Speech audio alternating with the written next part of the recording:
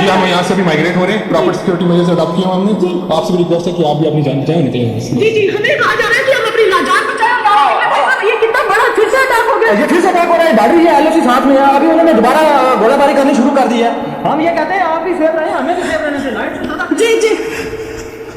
City के पास 3 drone गिराए गए हैं, ये बड़ा अपडेट आप तक पहुंचा रहे हैं। एक के बाद एक इस तरीके की खबरें सामने आना ये इस तरफ इशारा करती है कि पाकिस्तान आखिर चाहता क्या है। 3 ड्रोन जम्मू यूनिवर्सिटी के पास गिराए गए हैं। हालांकि देखिए फिर हम कह रहे हैं कि लगातार यहां से भी जवाबी कार्रवाई की जा रही है, लेकिन पाकिस्तान के लिए एक के बाद एक। गाड़ी की लाइट भी बंद कर दो please. Ji ji ji ji, light. तो देखिए हमारी सहयोगी जो है वो ऐसे हालात में रिपोर्टिंग कर रही हैं और पल पल की अपडेट हम तक आप तक पहुंचा रही है कि वहां पर क्या चल रहा है, कैसी परिस्थितियां हैं। वो ट्रैवल भी कर रही है, अपने आप को आप भी सेफ रहिए, अपने आप को भी सुरक्षित रखिए और साथ ही साथ वो खबर भी बता रही है कि कैसे वहां से लोगों का निकलना शुरू हो गया, क्योंकि लगातार शेलिंग हो रही है और लोगों को सेफ रखना बहुत जरूरी है। इसलिए वहां से लोगों को हटाया जा रहा है, लोग जा रहे हैं क्षेत्र को छोड़ करके और हमारी सहयोगी जो है वो लगातार अपडेट वहां से पहुंचा रही है। उनके पास हम जाएंगे, उनसे अपडेट भी हम लेते रहेंगे। लेकिन इस बीच पंजाब के अमृतसर में ब्लैकआउट हो गया, लगातार सायरन बज रहे हैं। जैसलमेर में लगातार सायरन बज रहे हैं। ड्रोन अटैक की खबर वहां से निकलकर सामने आ रही है। जम्मू यूनिवर्सिटी जो है उसके पास 3 ड्रोन गिराए गए हैं। ये कर्नल साहब एक चीज और है, ये केवल हमारे सैन्य ठिकानों को निशाना नहीं बना रहे, बल्कि आम लोगों को, आम नागरिकों को भी निशाना बनाने की कोशिश हो रही है। कैसे देख रहे हैं सर? देखिए आप बिल्कुल सही कह रहे हैं कि आप इसको जैसलमेर, जम्मू या पठानकोट मत समझिए।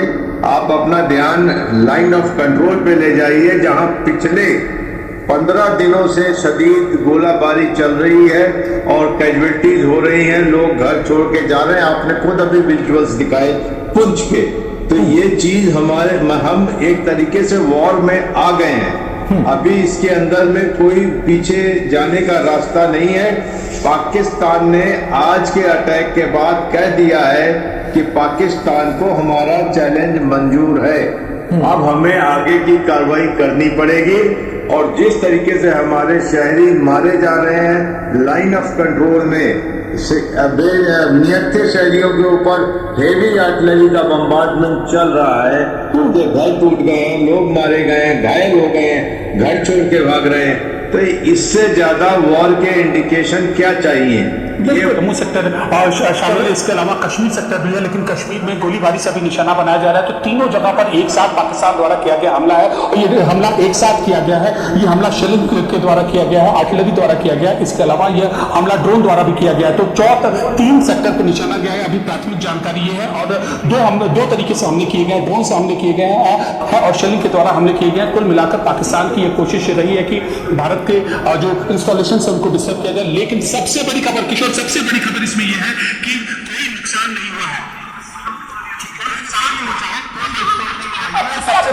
पूरे भारत को दे रहे थे तो पूरी तरह से सुनसान हो चुका था, वीरान हो चुका था। ये भी तस्वीरें हमने दिखाई, लेकिन अब कोशिश की थी कि वहां के जो मंदिर और गुरुद्वारे ध्वस्त हुए हैं। हम जब वहां पर रिपोर्टिंग कर रहे थे वहां से भी हमने कहा कि आप शाम ढलने से पहले ही यहाँ से चले जाए, क्योंकि एरिया को रेड जोन घोषित कर दिया है। लेकिन अब देखिए किस तरीके से यहाँ पर जो है लोगों की अपना तकलीफ थी, वो जो लोग सड़कों पर हमें मिले, उन्होंने थोड़ी नाराजगी भी बताई कि हमें कैमरा की लाइट को ऑन की, वहीं लाइट से बात की।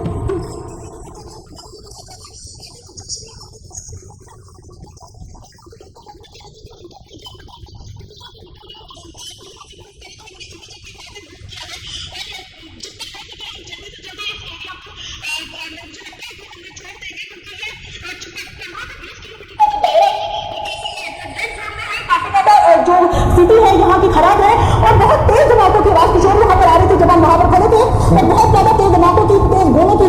लग रहा है कि कहीं ना कहीं नुकसान जो है फील हुआ होगा। हालांकि अभी कोई नुकसान की खबर नहीं आई है, लेकिन आप अपने आप को सुरक्षित रखिए, बहुत ज्यादा जरूरी है। और आप रिपोर्टिंग करिए, बहुत अच्छी बात है। ऐसे जगह पर रिपोर्टिंग करना पुलिस जब आप हर वक्त डर के साए में हैं और आपको खबरें भी लोगों तक पहुंचानी है। मैं इस वक्त एक चीज और मेजर साहब, मतलब मुझे ऐसा लग रहा है कि जो बॉर्डर के आसपास के इलाके हैं वहां पर जो लोग रहते हैं, अपनों को खोने का डर क्या होता है, मुझे लगता है कि उनसे बेहतर कोई नहीं समझ सकता, क्योंकि वो हर वक्त इस सिनारियों में, इस डर के साए में जीने के लिए मजबूर है। वहां की परिस्थितियों को आप थोड़ा सा समझाइएगा सर। पाकिस्तान के बीच में बॉर्डर एरियाज हैं लाइन ऑफ कंट्रोल पर, यहाँ तक कि इंटरनेशनल बॉर्डर के ऊपर कभी न कभी भारत और पाकिस्तान के गोलाबारी के शिकार होते रहे। 2021 के बाद थोड़ी सीज फायर थी जिससे थोड़ा सा रेस्पाइट मिला।